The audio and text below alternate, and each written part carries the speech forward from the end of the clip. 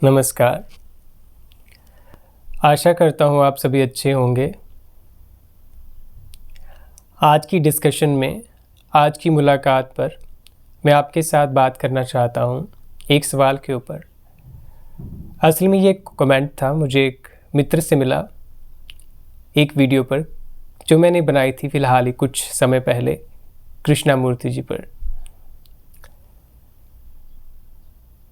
Comment सुझाव बहुत ही प्रिय है, मैं रिस्पेक्ट करता हूँ उसकी। और ये जो मेरी वीडियो है पर्टिकुलरली उस कमेंट के ऊपर नहीं है, बट उस कमेंट ने, उस शब्दों ने मुझे सहारा दिया किसी और शब्दों को लेकर उस पर बोलने का। ये बात बिल्कुल सत्य है कि जब सत्य घर कर जाता है, जब फूल सचमुच खिल जाता है, तब ही उसकी खुशबू वास्तविक होती है। नहीं तो बाज़ार में बहुत से लोग हैं जो प्लास्टिक का फूल लिए चलते हैं, उनकी खुशबू नहीं होती।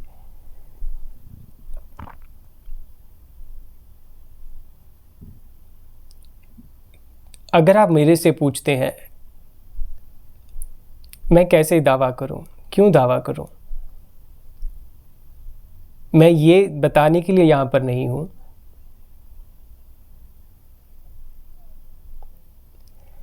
आप हमेशा किसी इंसान के बारे में वैसा ही देखते हो जैसा आप अपने भीतर चीज़ें लिए चलते हो।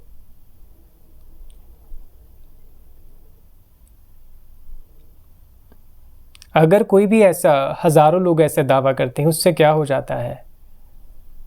इन चीज़ों पर मत चलिए। इससे देखो एक गड़बड़ हो रही है। ये मेरा जो वीडियो बनाने का पर्पस है वो भी इस पर है। खासकर मैं ये जवाब देने के लिए नहीं हूँ। बात ये है कि इससे गड़बड़ क्या हो रही है। हम गलत जगह टारगेट कर देते हैं कई बार, हमें पता ही नहीं चलता, क्योंकि हमारे पास सम्यक दृष्टि नहीं है। हमारे अभ्यास भी तो गलत हैं। कहाँ हमें ध्यान से देखना भी आता है।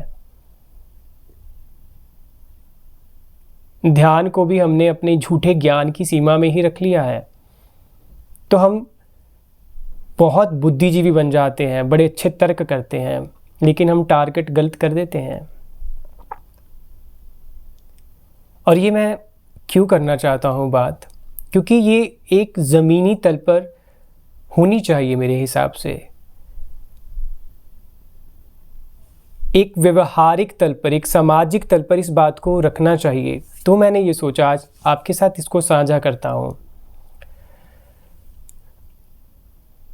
देखिए, जब कोई वीडियो बनाता है किसी संत के ऊपर, किसी बुद्ध पुरुष के ऊपर, पहले देखिए वो किन को चुन रहा है। अगर वो कृष्णमूर्ति जी पर है, रमन महर्षि पर है, निसर्गदत्त महाराज पर है, ओशो पर है, पापा जी पर है, इनके ऊपर और भी संत हैं, कबीर जी के ऊपर है, बहुत से संत हैं। अगर वो इनको लेकर कुछ जीवन के बारे में बात करना चाहता है तो ये मत पूछिए उसका अनुभव पहले। बस ये देखिए वो भी एक बात कर रहा है। उसने अब उसको, चाहे वो नौजवान है, चाहे वो किसी भी एज का मित्र है, उस नौजवान को, उस मित्र को वो चीज़ें अब अच्छी लगने लगी है। अब इस ढंग से देखिए ना, अब उसको ये विचार अच्छे लगने लगे हैं। शायद वो इनको पढ़ता है, इनको सुनता है, इनको जीता भी है। इतना कितना टाइम स्पेंड करता होगा वो, तभी तो मुझे उससे ये चीज़ें अच्छी लगती हैं, तभी तो वो बोलना चाहता है। और ज़रूरी नहीं वो फॉलोअर्स बनाना चाहता है। उसे हर एक को एक कैटेगरी में मत रखिए। वो उसे अच्छा लगता है इसके ऊपर दोस्तों से बात करके। वो चाहता है कि ये चीज़ अच्छी है, औरों को भी पता लगे, पर वो ज़बरदस्ती किसी को बनाना नहीं चाहता, बदलना नहीं चाहता। वो जीवन के ऊपर बात करना चाहता है। और मैंने क्यों इन संतों का ही नाम लिया, अभी मेरे जहन में सिर्फ इतने आए तो मैंने इनका नाम ले लिया। बहुत से हैं इस धरती पर जिन्होंने सत्य के ऊपर बात की। और ये संत हैं, चाहे वो कृष्णमूर्ति जी हैं जिन्होंने भ्रमों को तोड़ा, उन्होंने किसी भी चीज़ को, भ्रम को जगह ही नहीं दी। रमन महर्षि, निसर्गदत्त महाराज, जिन्होंने सत्य के बारे में सत्य की तरह ही बात की, उस पर कॉम्प्रोमाइज़ नहीं किया। इन पर कोई अगर बात करता है नौजवान या कोई मित्र, उसे करने दीजिए, क्योंकि ये जो संत हैं उन्होंने किसी धर्म, किसी संप्रदाय को विशेष नहीं कहा। उन्होंने जीवन के ऊपर बात की, सत्य के ऊपर बात की। जैसा जीवन है, जैसा जीवन अगर हमें दिखने लग जाए तो जीवन का ढंग पता लगता है। अगर जीवन का ढंग पता लग जाए तो जीवन को जीना आ जाता है। अगर जीवन को जीना आ जाए तो जीवन की प्रॉब्लम्स थोड़ी दूर हो जाती हैं। सब कुछ भरम धीरे धीरे दूर होने लगते हैं। और यही तो मानवता की खोज है, वो दुख से छुटकारा कैसे पाए। तो अगर कोई इनके ऊपर बात करता है, वो जीवन के ऊपर बात कर रहा है, वो किसी संप्रदाय को बढ़ावा नहीं दे रहा, कोई आग नहीं लगा रहा किसी एक जाति को, एक समुदाय को, दूसरों के खिलाफ भड़का नहीं रहा। आप उनको टारगेट कीजिए ना, उनके ऊपर बोलिए ना, जो सिर्फ एक जाति के ऊपर, एक संप्रदाय के ऊपर उसे एम्फसाइज करते हैं, उसे बढ़ावा देते हैं, खिलाफ करते हैं दूसरों के ऊपर।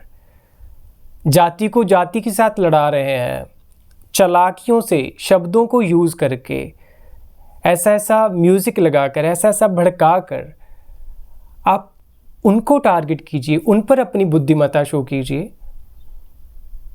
उनका तो काम ही है समुदाय को समुदाय के साथ जहर भरना, लड़ाना, देश को देश के साथ करना। और वो इतना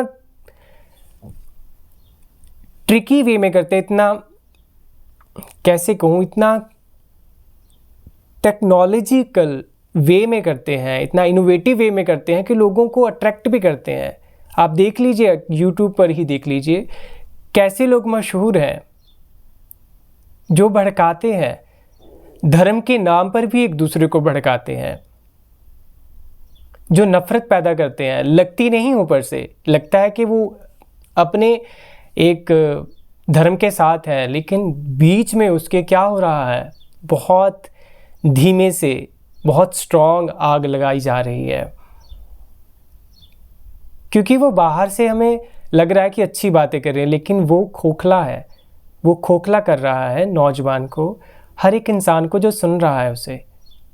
क्योंकि वो जीवन की बातें नहीं है, वो अपने जीवन की बातें हैं, मेरा हो जाए, वो जीवन की बातें तो है ही नहीं।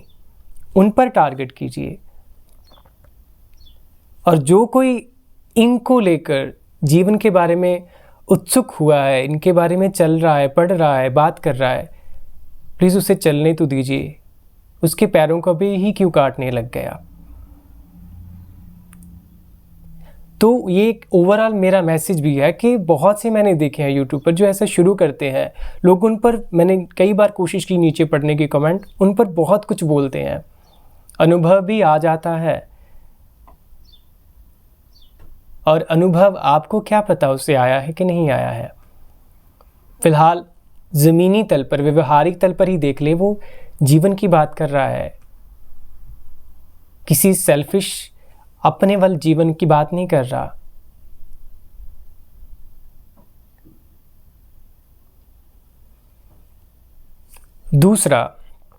दूसरा पक्ष ये है कि जब हम कहते हैं कि मेरे अपने विचार, तुम्हारे अपने विचार हैं ये, या तुम दूसरे को चुरा रहे हो। पहले तो यही बात है, इससे हमारी मैच्योरिटी का पता लगता है। अगर हमें यही नहीं पता, अगर हमारा यही भ्रम नहीं टूटा कि विचार किसी के अपने होते ही नहीं।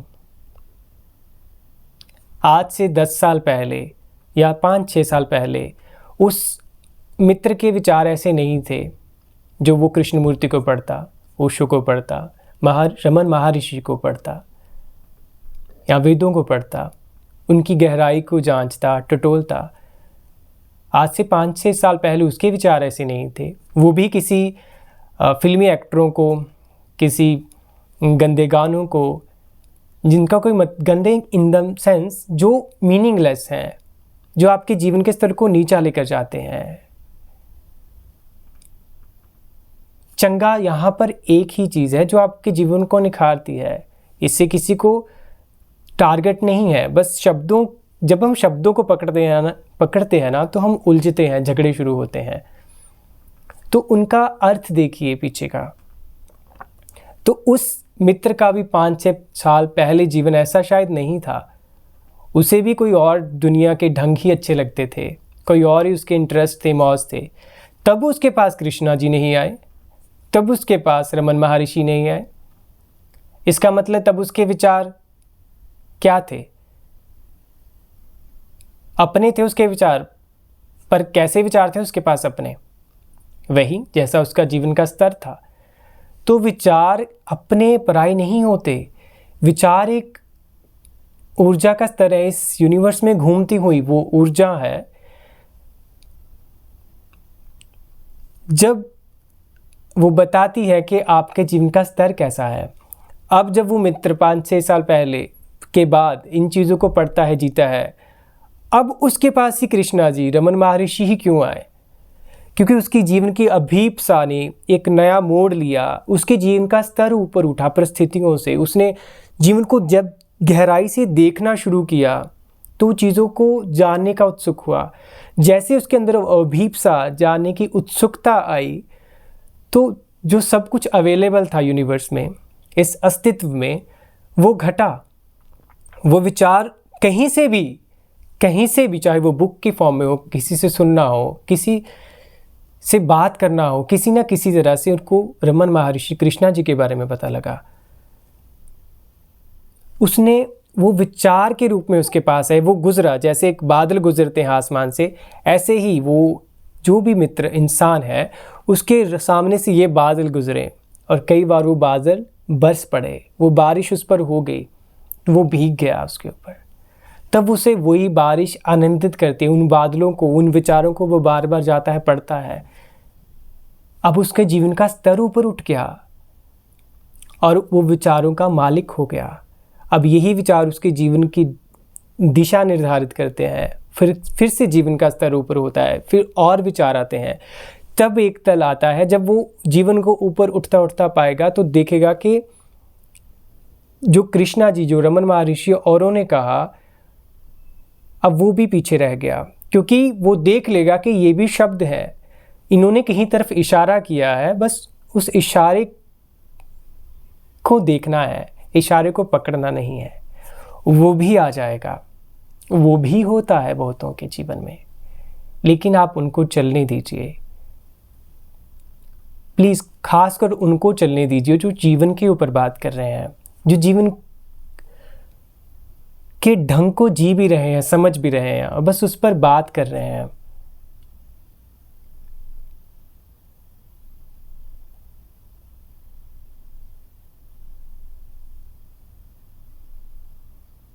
बहुत से लोग ऐसे हैं, इसके साथ ही जोड़ देता हूँ मैं, कि कहते कि ओशो के विचार लिए। बहुत से लोग आज तक कहते हैं कि फिर से इस बात पर थोड़ा गहराई से सोचिए। पहले तो खुश होइए उसके लिए कि वो इन विचारों तक पहुंचा, वो मित्र इस विचारों तक पहुंचा। पहले उसके विचार पता नहीं किस जीवन के स्तर पर थे, वो भी इसी प्रोसेस का हिस्सा थे। जब उसने जीवन को देखना शुरू किया, फिर से उसे चोटें लगनी शुरू हुई जीवन से, जीवन ने उसे हिलाया, समझ आया। तो जैसे वो थोड़ा जागा, जागते हुए वो इन विचारों से टकराया, तो वो जीवन का स्तर जो निचला था वो वहीं रह गया। अब वो ऊपर उठा, इन ओशो जी के, कृष्णा जी के, रमन महर्षि के, ऋषियों के विचारों से मिला। तब इसके साथ रहेगा, जीवन का स्तर यहाँ पर जो है वो उसके साथ रहेगा, जिएगा। अब वहाँ पर रहकर फिर से उसे पता लगेगा कि ये विचार भी असल में विचार है, क्योंकि ये भी कहीं इशारा कर रहे हैं। तो फिर वो वहाँ की तरफ यात्रा करता है, ये विचार भी छूट जाते हैं। तो विचार किसी संत के ऐसा नहीं है कि उसके साथ जुड़ जाते हैं, नहीं। ये कहकर आप खुद भी मत इन चीज़ों में फंसिए। आप इस एग्जाम्पल से आप देख सकते हैं, रिलेट कर सकते हैं। मत कहिए कि ये उसके विचार हैं, ओशो के विचार हैं या किसी के विचार हैं। वो विचार, वो शब्द इशारा है। आप विचारों के ऊपर ही लड़ रहे हैं। जिन संतों ने पूरी अपनी जिंदगी कृष्णा जी बताते थे, कृष्णमूर्ति जी, कि मैंने वो कभी कभी आप देखिए ऑडियो में, वो 60 साल मतलब शायद ज़्यादा उन्होंने अपना सारा जीवन डिवोट किया सत्य के ऊपर, इतनी ओल्ड एज पर भी बोलते रहे।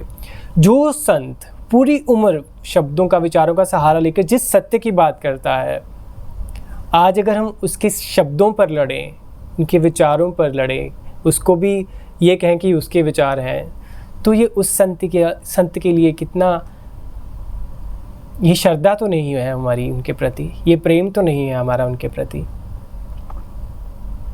क्योंकि हमने उनके इशारों, उन खूंटियों को पकड़ लिया और वहीं पर अपने आप को लटका लिया, दूसरों को खींच रहे हैं, उनकी कमीज़ें फाड़ रहे हैं, खुद भी फट रहे हैं, यहीं पर लड़ रहे हैं।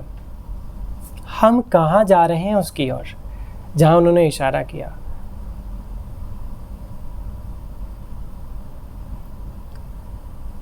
हमें अपने जीवन में अपनी समग्रता को बढ़ाना है, हमें वो अपने दायरे को बढ़ाना है कि हम पहले तो सही से क्रिटिसाइज करना सीखें। जो सत्य की ओर चलना शुरू है उनको चलने दें। विचार किसी के मालिक नहीं होते, किसी का हक नहीं होता उन पर। जीवन जब जीवन को उठाता है तो वो इन विचारों से भी मिलाता है। फिर वो ये भी बताता है कि विचार अब विचार है, फिर जीवन ऊपर उठा जाता है, फिर बादलों से फ्री भी हो जाता है जब सिर्फ आकाश ही रह जाता है। तो बहुत धन्यवाद है आपका सभी का, जो इन चीज़ों पर बात करते हैं, अपने कमेंट शेयर करते हैं। बहुत अच्छा लगता है, जीवन ही जीवन के बारे में बोल रहा है और ये जीवन ने चाहा, उसने बोला, तो इसे जीवन के शब्द समझकर ही सुने और देखें। हम झगड़ों को ख़त्म करने के लिए यहाँ पर, झगड़े पैदा करने के लिए नहीं है। वो लोग बहुत कर रहे हैं, उनको करने दीजिए।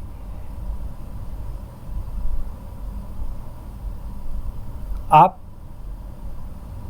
किसी के साथ जैसा बनने की कोशिश मत कीजिए, अपने आप को टटोलिए जितना हो सके।